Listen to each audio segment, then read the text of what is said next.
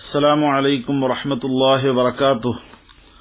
بسم الله الرحمن الرحيم. الحمد لله رب العالمين، والصلاة والسلام على رسول الله وعلى آله وأصحابه وأتباعه الفائزين برضا الله ما بعد. പ്രിയമുള്ള സുഹൃത്തുക്കളെ, നോമ്പിന്റെ വിഷയങ്ങളും ഘടകങ്ങളും ആണ് നാം പറഞ്ഞത്. ഇനി നോമ്പിനിക്ക് സുന്നത്തായ ചില കാര്യങ്ങളുണ്ട്. അതിനെക്കുറിച്ചുള്ള ഒരു ലഘു വിവരണമാണ് ഉദ്ദേശിക്കുന്നത്.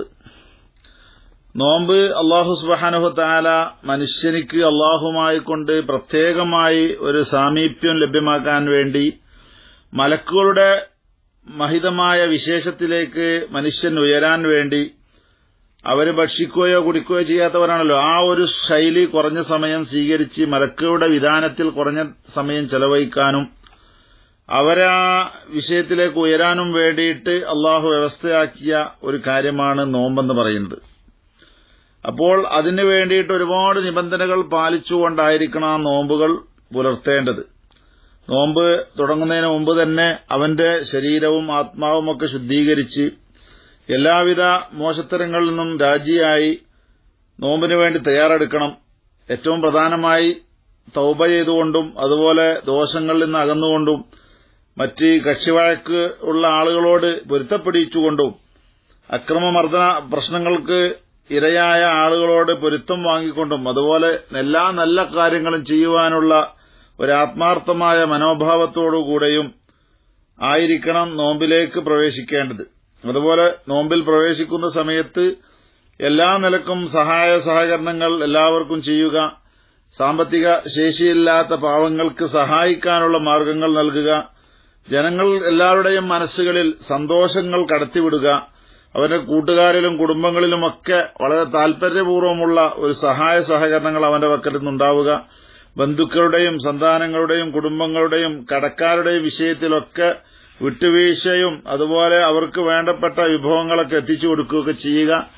ഇങ്ങനെ ചെയ്യുകയും അതുപോലെ ധാരാളം ദിക്റുകൾ, ഇസ്തിഗ്ഫാറുകൾ, സ്വലാത്ത് അങ്ങനെയുള്ള കാര്യങ്ങളൊക്കെ ചെയ്തുകൊണ്ടാണ് റെഡിയാവേണ്ടത്. ഇനി അങ്ങനെ റെഡിയായി നോമ്പിലേക്ക് അങ്ങോട്ട് പ്രവേശിച്ചതിന് ശേഷം പ്രത്യേകമായി അവൻ പാലിക്കേണ്ട കുറെ സുന്നത്തുകളുണ്ട്. ചുരുക്കി പറയുകയാണ്, നോമ്പ് തുറക്കുക എന്നുള്ളത് വളരെ സ്പീഡിലാക്കണം. അഥവാ ഉറൂബായി കഴിഞ്ഞ ഉടനെ തന്നെ പിന്നെ താമസിക്കാതെ നോമ്പ് തുറക്കണം. അവിടെ നിസ്കരിക്കാൻ വേണ്ടി നിൽക്കരുത്. വാങ്ക് കൊടുക്കുന്ന ആളാണെങ്കിൽ പോലും വാങ്ക് കൊടുത്തു കഴിഞ്ഞതിന് ശേഷം നോമ്പ് തുറക്കാം എന്നല്ല വെക്കേണ്ടത്. സമയമായിട്ടാണല്ലോ വാങ്ക് കൊടുക്കൽ. അപ്പോൾ നോമ്പ് തുറക്കുകയാണ് ആദ്യം വേണ്ടത്. താജീലുൽ ഫിത്റാണ് വേണ്ടത്. അതുപോലെ നോമ്പ് തുറക്കുന്നത് പച്ചയായ ഉണങ്ങിയതല്ലാത്ത കാരക്ക, ഈത്തപ്പഴമാണ് അതിന് ഏറ്റവും യോജിച്ചത്. ഈത്തപ്പഴമാണല്ലോ ഉണങ്ങാത്തതിന് പേര് പറയല്. അപ്പൊ ഈത്തപ്പഴം കൊണ്ടായിരിക്കണം. അല്ലെങ്കിൽ അത് കിട്ടിയില്ലെങ്കിൽ തമ്ര്, കാരക്ക പോലുള്ള സാധനം, അല്ലെങ്കിൽ അതൊന്നും കിട്ടിയില്ലെങ്കിൽ വെള്ളം, ഇതുകൊണ്ടായിരിക്കണം. ഇനി ഇതെല്ലാം കൂടി ഉണ്ട് എങ്കിൽ ആദ്യം കാരക്ക കൊണ്ടും പിന്നീട് വെള്ളം കൊണ്ടുമാണ് നോമ്പ് തുറക്കേണ്ടത്. പിന്നെ നിസ്കാരത്തിന് മുമ്പ് തന്നെ നോമ്പ് തുറക്കുകയാണ് വേണ്ടത്. പിന്നെ തുറക്കുന്ന സമയത്ത് പ്രത്യേകമായൊരു ദുആ ഉണ്ട്. അല്ലാഹുമ്മ ലക സുംതു അലാ റിസ്ഖിക അഫ്തർതു എന്ന ദുആ ചുരുങ്ങിയ രൂപത്തിൽ ദുആ ചെയ്യുക. വഅലാ റിസ്ഖിക അഫ്തർന വതഖബ്ബൽ മിന്നാ ഇന്നക അൻതസ് സമീഉൽ അലീം എന്ന ആ ദുആയുടെ ദീർഘമായ രൂപത്തിൽപ്പെട്ടതാണ്.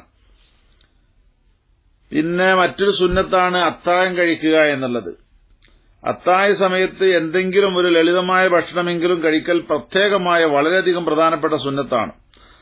അത് മഹാനായ നബി സല്ലല്ലാഹു അലൈഹി വസല്ലം പ്രത്യേകമായി നിർദ്ദേശിച്ചിരുന്നു. നമ്മുടെ നോമ്പും മറ്റ് വിഭാഗക്കാരുടെ നോമ്പ് തമ്മിലൊക്കെയുള്ള പ്രധാനമായൊരു വ്യത്യാസം, അവർ അത്താഴം കഴിക്കില്ല, നമ്മൾ അത്താഴം കഴിക്കും എന്നുള്ളതാണ്. അതും തന്നെ വലിയ ശാപ്പാട്ടുരാമന്മാരെ പോലെ ഭക്ഷണം കഴിക്കണമെന്നല്ല, ആ ബർക്കത്തിന് വേണ്ടി. അത്താഴത്തിൽ ബർക്കത്തുണ്ട് എന്ന് മഹാനായ റസൂലുള്ളാഹി സ്വല്ലല്ലാഹു അലൈഹി വസല്ലം തങ്ങൾ പറഞ്ഞിട്ടുണ്ട്. അത് കിട്ടാൻ വേണ്ടിയിട്ടുള്ള ഒരു കർമ്മം എന്ന നിലക്കാണ് അത്താഴം കഴിക്കേണ്ടത്. ആ അത്താഴം കഴിക്കുന്നത് തന്നെ വളരെ പിന്തിച്ചായിരിക്കണം. സുബഹി വാങ്ക് കൊടുക്കാൻ ഏകദേശം 50 ആയത്ത് ഓതാനുള്ള ഖദറുള്ള സമയം വരെ അത്താഴം പിന്തിക്കലാണ് സുന്നത്ത്. ഏകദേശം ഒരു 20 മിനിറ്റ് എന്നൊക്കെ സമയം നമുക്ക് കണക്കാക്കാവുന്നതാണ്. അങ്ങനെ അത്താഴം ബിന്ദിക്കുക എന്നുള്ളതും സുന്നത്താണ്. അതുപോലെ മറ്റുള്ള ആളുകൾക്ക് നോമ്പുതുറ സൽക്കാരം സംഘടിപ്പിക്കുക. വലിയ വിഭവസമാഹരണം നടത്തിയിട്ടൊന്നും സംഘടിപ്പിക്കാൻ കഴിയുന്നില്ല എങ്കിൽ വെള്ളം ഒരു തരിക്കഞ്ഞ് കൊടുക്കാനോ, അല്ലെങ്കിൽ ഒരു കുപ്പി ഗ്ലാസ് വെള്ളമോ ഒരു ബോട്ടിൽ വെള്ളമോ കൊടുക്കാനോ, അല്ലെങ്കിൽ 3 ഈത്തപ്പഴമോ ഒരു ഈത്തപ്പഴമോ ഒക്കെ കൊടുക്കാനോ കഴിയുന്നവർ അങ്ങനെയെങ്കിലും നോമ്പുകാരനെ നോമ്പ് തുറപ്പിക്കുക എന്നുള്ളത് ഒരു പ്രധാനമായ സുന്നത്താണ്. അതുപോലെ നോമ്പിലേക്ക് പ്രവേശിക്കുന്നതിന് മുമ്പ് തന്നെ, ഫജ്റാകുന്നതിന് മുമ്പ് തന്നെ കുളിക്കുക, അതും പ്രത്യേകമായ സുന്നത്താണ്. അവന്റെ കുളി സുബഹി വാങ്കൊടുത്തതിന് ശേഷം ആയാലും കുഴപ്പമില്ല. സുബഹി നിസ്കാരം ഏതായാലും ഖളാ ആകാതെ നിസ്കരിക്കേണ്ടതാണല്ലോ, അപ്പൊ അതിനു മുമ്പ് കുളിക്കൽ ഏതായാലും നിർബന്ധമാണ്. പക്ഷെ ഫജ്റിന് മുമ്പ് തന്നെ കുളിക്കൽ സുന്നത്താണ്. അതുപോലെ മറ്റുള്ള കാര്യങ്ങൾ എന്ന് പറയുന്നത് അവന്റെ നാവ്, ഗീബത്ത്, നമീമത്ത്, കളവ്, ചീത്ത, അനാവശ്യം, അതുപോലെ തന്നെയുള്ള അനാവശ്യമായ സംസാരങ്ങൾ, ഇടപെടലുകൾ, അതിൽ നിന്നെല്ലാം അവന്റെ നാവിനെ തടഞ്ഞു വെക്കണം. അതൊരു പ്രത്യേകമായ സുന്നത്താണ്. നോമ്പിന്റെ ആത്മീയമായ ആ വശം നഷ്ടപ്പെടാതിരിക്കാൻ നാവിനെ നിയന്ത്രിക്കൽ നിർബന്ധമാണ്, പ്രത്യേകിച്ച് ഈ കാലഘട്ടത്തിൽ. അതുപോലെ അവന്റെ ശരീരങ്ങളുടെ ഓരോന്നും നിയന്ത്രിക്കണം. അവന്റെ കണ്ണുകൾ ഹറാമിലേക്ക് നോക്കുന്നതിനെ തൊട്ടും മോശമായ സാധനങ്ങൾ കാണുന്നതിനെ തൊട്ടുമൊക്കെ അവന്റെ കണ്ണിനെ അവൻ സംരക്ഷിക്കണം. അതുപോലെ മോശമായ കാര്യങ്ങൾ, ആശാസ്യമല്ലാത്ത കാര്യങ്ങൾ കേൾക്കുന്നതിനെ തൊട്ട് അവന്റെ ചെവിയെ, അവന്റെ കേൾവിയെ തടഞ്ഞു വെക്കണം. അപ്പൊ എല്ലാ അംഗങ്ങളെ കൊണ്ടും നോമ്പ് ഉടിപ്പിക്കുന്ന ഒരു നോമ്പായിരിക്കണം. എന്നാലാണ് ആ നോമ്പിന്റെ പൂർണ്ണമായ രൂപത്തിലേക്ക് എത്തുക. അതുപോലെ ഇതല്ലാത്ത അവന്റെ കൈ, കാല്, പള്ള, അവന്റെ വയറ്, അങ്ങനെയുള്ള മറ്റ് അംഗങ്ങളൊക്കെ യോജിക്കാത്ത കാര്യങ്ങളെ തൊട്ടൊക്കെ അതിനെ ഒഴിവാക്കി നിർത്തണം. അതുകൊണ്ട് കൈകൊണ്ട് അനാവശ്യമായ കാര്യങ്ങൾ പിടിക്കരുത്, കാലുകൊണ്ട് അനാവശ്യത്തിലേക്ക് നടക്കരുത്, പള്ള കൊണ്ട് അനാവശ്യമായ കാര്യങ്ങൾ ചെയ്യരുത്. അങ്ങനെയുള്ള എല്ലാ നിയമങ്ങളും പാലിച്ചുകൊണ്ടായിരിക്കുക. അതുപോലെ അവന്റെ ശരീരത്തിലേക്ക് ഭക്ഷണത്തിനോടൊരു ആശ തോന്നാത്ത, പകൽ സമയങ്ങളിൽ ഭക്ഷണത്തിലേക്ക് ഒരു ആഗ്രഹം വരാത്ത രീതിയിലുള്ള ഒരു സമീപനം അവൻ സ്വീകരിക്കണം. അപ്പൊ ഇങ്ങനെ ഭക്ഷണത്തോടുള്ള ഒരു വിരക്തി ഉണ്ടാക്കിയിട്ട് പാവങ്ങളുടെയും പട്ടിണി പാവങ്ങളുടെയും ദുരിതത്തിന്റെ ഒരംശം നമ്മുടെ ജീവിതത്തിൽ ആസ്വദിപ്പിക്കുക എന്ന ജഗന്നിയന്താവായ അള്ളാഹുവിന്റെ ഒരു തത്വം നോമ്പിൽ ഉൾക്കൊള്ളുന്നതിനാൽ ആ ഭക്ഷണത്തിലേക്കുള്ള എല്ലാവിധ ആശയും അവൻ എന്ത് ചെയ്യണം, ഈ റമളാനു ശരീഫിൽ നോമ്പിന്റെ സമയത്ത് മുറിച്ചിരിക്കണം. എന്നാൽ അതോടുകൂടെ മാത്രമേ അവന്റെ നോമ്പ് പൂർണ്ണമായ ഒരു അർത്ഥത്തിലേക്ക് എത്തുകയുള്ളൂ. അതുപോലെ റമളാനിൽ പ്രത്യേകമായി സുന്നത്തായി പറഞ്ഞിട്ടുള്ളത് സദക്ക വർദ്ധിപ്പിക്കുക, അതുപോലെ ഖൈറായ കാര്യങ്ങൾ, സൽക്കർമ്മങ്ങളായിട്ട് എന്തൊക്കെയുണ്ടോ അതെല്ലാം കുടുംബങ്ങൾക്കും ബന്ധപ്പെട്ടവർക്കും ഒക്കെ വിശാലമായി ഭക്ഷണം കൊടുക്കാനുള്ള സംവിധാനം ഉണ്ടാക്കുക. കുടുംബങ്ങൾക്കും അയൽവാസികൾക്കും ഒക്കെ കഴിവിന്റെ പരമാവധി സഹായ സഹകരണങ്ങൾ ചെയ്യുക. ഇതൊക്കെ ഏറ്റവും പ്രധാനമായ റമളാനിന്റെ തന്നെ സ്പെഷ്യലായി സുന്നത്തുകളിൽ, നോമ്പിന്റെ തന്നെ സുന്നത്തുകളിൽ പ്രത്യേകമായി എണ്ണപ്പെട്ടതാണ്. പിന്നെ മറ്റൊരു കാര്യം, റമളാൻ എന്ന് പറയുന്നത് ഖുർആനിന്റെ മാസമാണല്ലോ. ആ മാസത്തിൽ ഖുർആൻ എത്രമാത്രം വർദ്ധിച്ച രീതിയിൽ ഖത്മ് തീർക്കാൻ കഴിയുമോ അതെല്ലാം ഓതുക, അതും പ്രധാനമായ സുന്നത്താണ്.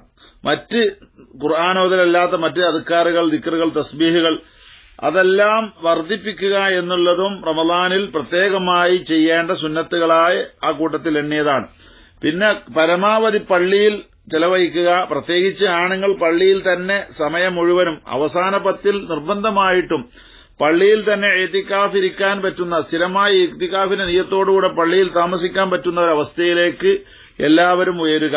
ഇങ്ങനെ ഓരോന്നോരോന്ന് വിശദീകരിച്ചാൽ ദീർഘമായി പോകുമെന്ന് വിചാരിച്ചിട്ടാണ് ഒക്കെ ആ വാക്യങ്ങൾ മാത്രം പറഞ്ഞുകൊണ്ടു പോകുന്നത്. ഈ പറയപ്പെട്ട കാര്യങ്ങളെല്ലാം പ്രത്യേകമായി ചെയ്യൽ റമളാനിന്റെ സുന്നത്തുകളാണ്.